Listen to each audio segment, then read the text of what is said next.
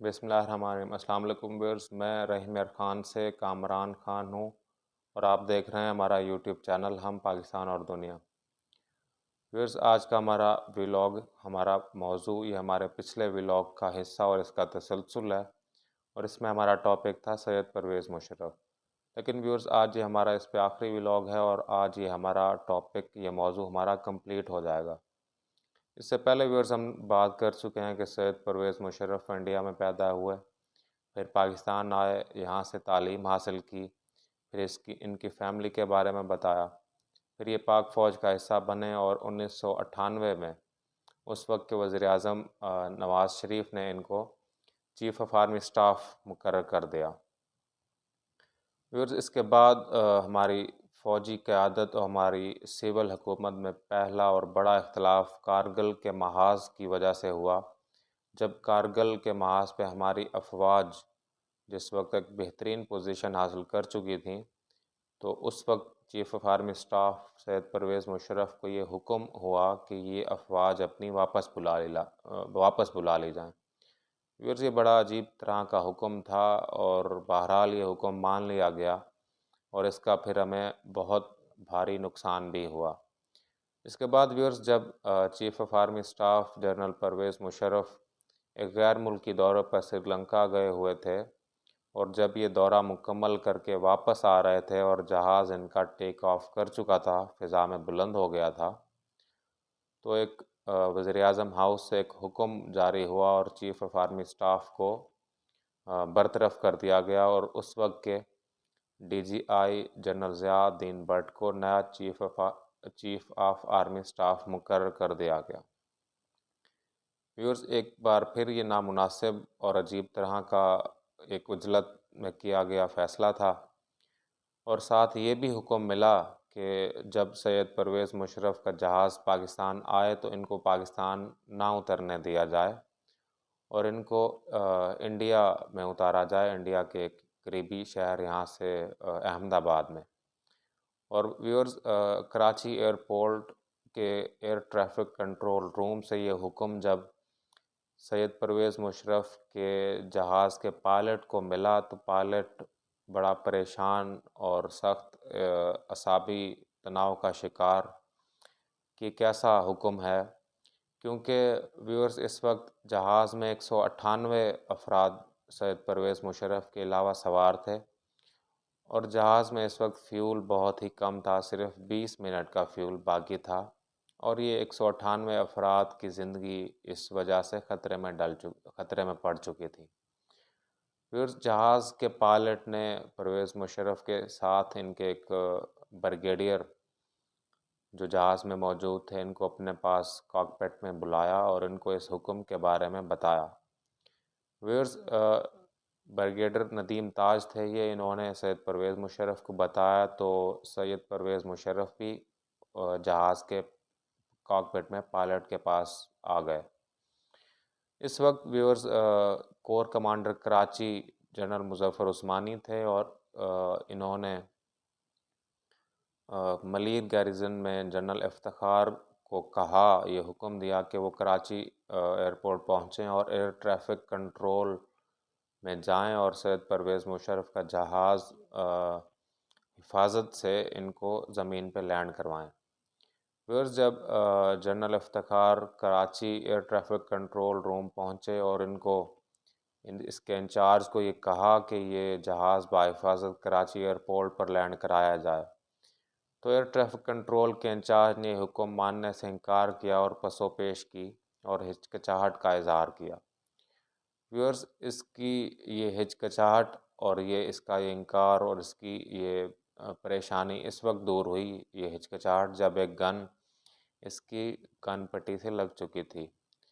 پھر اس نے viewers general Pervez Musharraf کے جہاز سے رابطہ قائم کیا اور جنرل افتخار سے ان کی بات کروائی۔ اس وقت ویورز، پرویز مشرف خود جہاز کے کاکپٹ میں موجود تھے اور انہوں نے خود بات کی جنرل افتخار سے۔ تو جنرل افتخار نے سب سے پہلے تو ان کی برطرفی کے بارے میں بتایا اور نئے آرمی چیف کے نوٹیفیکیشن کے بارے میں بتایا کہ جنرل ضیاء کو نیا چیف آف آرمی سٹاف مقرر کیا گیا ہے، اور ان کے لیے حکم تھا کہ یہ پاکستان میں نہ اترنے دیا جائے اور ان کو انڈیا کے شہر احمد آباد میں اتارا جائے۔ ویورز، انڈیا کے لے جانے ان کا جہاز انڈیا لے جانے پہ تو سید پرویز مشرف نے کہا کہ اوور مائی ڈیڈ باڈی، لیکن جنرل افتخار نے بتایا کہ آپ کراچی ایئرپورٹ پہ ہی اتریں اور حالات کنٹرول میں کر لیے گئے ہیں، حالات قابو میں ہیں۔ پھر سید پرویز مشرف نے جہاز سے ہی یہ حکم دے دیا کہ دیکھنا پاکستان سے اب کوئی فرار نہ ہونے پائے، کوئی پاکستان چھوڑ کے بھاگ نہ سکے۔ اور کچھ دیر بعد ان کا جہاز کراچی ایئرپورٹ پر لینڈ کر گیا، اور جنرل مظفر عثمانی اپنے فوجی دستے کے ساتھ چیف آف آرمی اسٹاف ڈیجورے نہ سے ڈیفیکٹو تو تھے ہی، ان کے استقبال کے لیے موجود تھے۔ جنرل مظفر عثمانی جب جنرل پرویز مشرف کے سامنے آئے اور ان کو بتایا کہ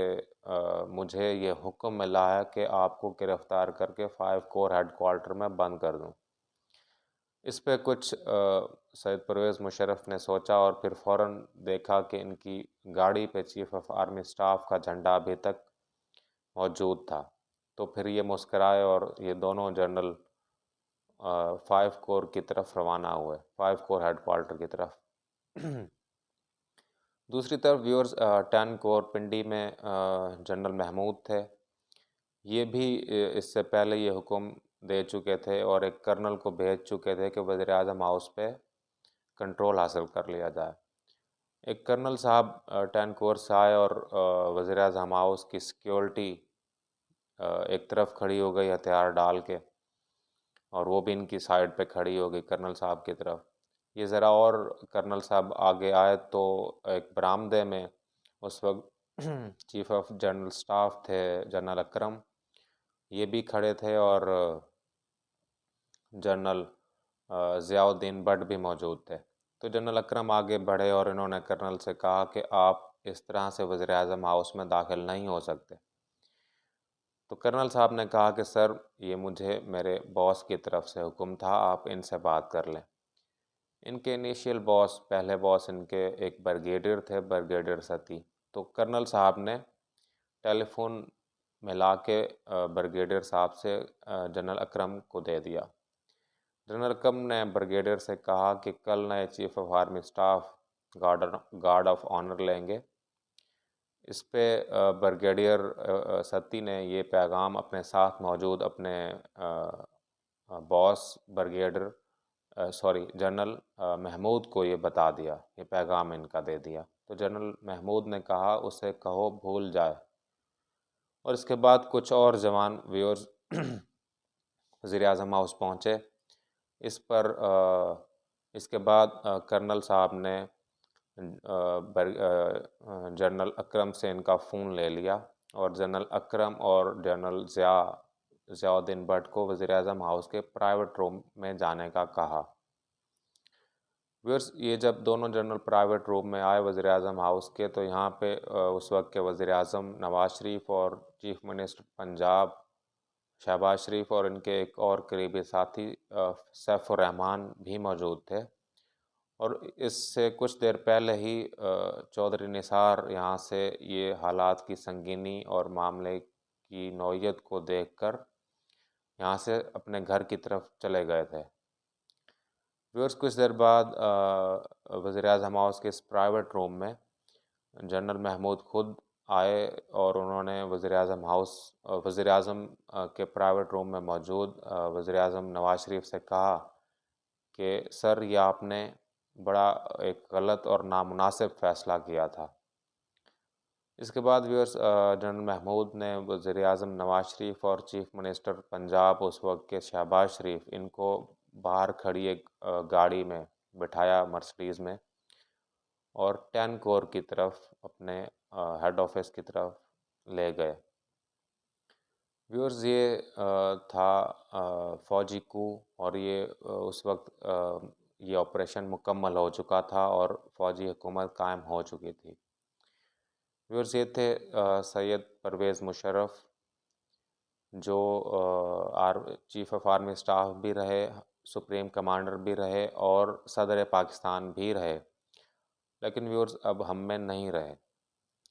ویورز پاکستان ایک نئے دور میں داخل ہو چکا تھا۔ اس وقت ایک سید پرویز مشرف نے 1999 سے 2009 تک 9 سال حکومت کی، اور ان کے دور میں ویورز پاکستان نے معاشی میدان میں کافی ترقی کی۔ تمام معاشی منصوبے مکمل ہوئے اور پورے پاکستان میں ترقیاتی کام کیے گئے۔ اس کا ویورز ایک منہ بولتا ثبوت اس بات کا کہ جب سید پرویز مشرف نے حکومت سنبھالی اور جب حکومت چھوڑی، ان 9 سال میں ڈالر جس ریٹ پہ تھا اسی ریٹ پہ رہا، یعنی اگر 60 روپے کا ریٹ تھا تو یہ 60 روپے تک ہی رہا 9 سال بعد بھی۔ ویورز سید پرویز مشرف نے جہاں بہت اچھے کام کیے وہاں کچھ ان سے غلط فیصلے بھی ہوئے، سیاسی غلطیاں بھی ہوئیں، اور جو پھر ان کے اپنے پھر زوال کا سبب بنے اور ان کی اپنی حکومت کے خاتمے کا یہ سبب بنے یہ فیصلے۔ ان میں ویورز جیسے کہ جامعہ افسا آپریشن، لال مسجد آپریشن، اکبر بگٹی قتل کیس، بلوچستان آپریشن اور امریکہ کی جنگ میں شمولیت، پھر پاکستان کی بیٹی ڈاکٹر عافیہ صدیقی، ان کی امریکہ کو حوالگی، اس کے بعد ویورز محسن پاکستان ڈاکٹر عبدالقدیر خان کی طویل نظر بندی، اور اس کے علاوہ بھی ویورز جیسے کہ ہماری پاکستان کی کرپٹ سیاسی اشرافیہ کو NRO دینا۔ اس کے علاوہ ویورز ان کے آخری ٹائم میں جب انہوں نے ہماری اعلیٰ عدالت کے اعلیٰ ججز کو، ہماری سپریم کورٹ کے ججز کو، ان کو برطرف کرنا اور ان کو نظر بند کرنا، چیف آف سپریم کورٹ اس وقت کے افتخار چودھری، ان کو برطرف کرنا، یہ سارے فیصلے پھر ان کی اپنی زوال اور ان کی اپنی حکومت کے خاتمے کا سبب بنے۔ ویورز سید پرویز مشرف نے ایک سیاسی جماعت بھی بنائی آل پاکستان مسلم لیگ کے نام سے۔ انہوں نے ایک الیکشن بھی اس پلیٹ فارم سے لڑنا چاہا، لیکن الیکشن کمیشن آف پاکستان نے ان کے کاغذات نامزدگی مسترد کر دیے۔ Viewers election commission of Pakistan میں ان کے اثاثہ جات کی تفصیل کے مطابق ان کے پاس 3.5 کروڑ روپے اور اسلام آباد میں چک شہزاد میں ایک فارم ہاؤس اور ایک گاڑی، یہ ان کے ایسٹس میں شامل۔ اس کے علاوہ ویورز سید پرویز مشرف نے ایک کتاب بھی لکھی، اس کا نام دا لائن آف فائر تھا۔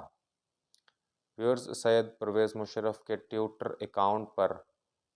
2.6 ملین ان کے فالورز تھے، 2.6 ملین 26 لاکھ فالورز۔ اس کے علاوہ ویورز سید پرویز مشرف کا 2 بچے، ایک بیٹا بلال، یہ امریکہ میں ہوتے ہیں، ان کی ایک بیٹی عالیہ رضا، یہ پاکستان میں ہوتی ہیں اور کراچی میں ہیں، اور یہ آرکیٹیکٹ ہیں۔ ان کے شوہر پاکستان کی فلم انڈسٹری میں ڈائریکٹر ہیں۔ ویورز یہ تھے سید پرویز مشرف اور ان کے بارے میں مکمل تفصیل جو ہم آپ کو بتا سکتے تھے آپ کے سامنے رکھی۔ ویورز اب آپ سے درخواست کہ ہمارا یہ چینل ہم پاکستان اور دنیا، اس کو سنیں، سبسکرائب کریں اور شیئر کریں۔ ویورز آپ سے بات ہوگی پھر آخر میں۔ پاکستان زندہ باد اور اللہ حافظ۔